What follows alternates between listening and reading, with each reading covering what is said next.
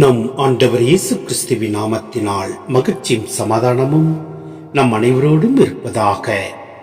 நீதிமொழிகள் 4:7-15 முடிய. நாணத்தை தேடிப் பெறுவதே நாணமுள்ள செயல். உன் சொத்து எல்லாம் கொடுத்தாயினும் மெய்யுணர்வை தேடிப் பெறு.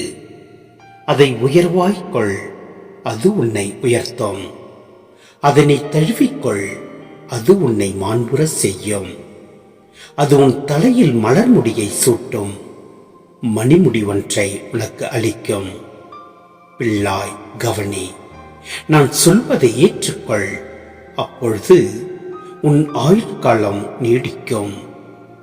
நாணத்தின் வழிகளை உனக்கு கற்பித்திருக்கின்றேன், நேரிய பாதைகளில் உன்னை நடத்தி வந்தேன்.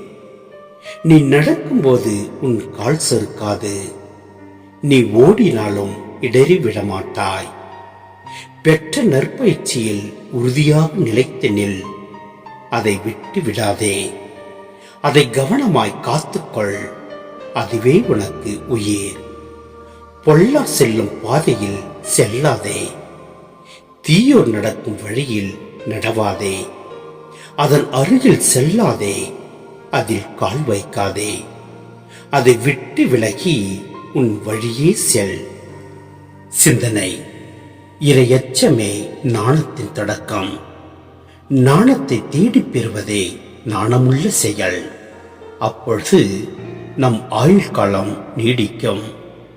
நாணத்தின் வழிகளை நமக்கு கற்றுக் கொடுத்திருக்கின்றார்.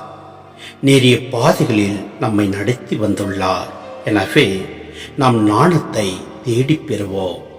அவ்வாறு நாம் பெறுகின்ற போது நாம் ஓடினாலும் இடறி விடமாட்டோம், நடந்தாலும் சறுக்கி விடமாட்டோம். எனவே நாம் நாணத்தை அடைவதற்காக முழு முயற்சி செய்வோம். நம் ஆண்டவரில் அன்பு கொண்டு வாழ்வோம். எல்லாம் வல்ல இறைவன் நம்மை நிறைவாய் ஆசீர்வதிப்பார். ஆமென்.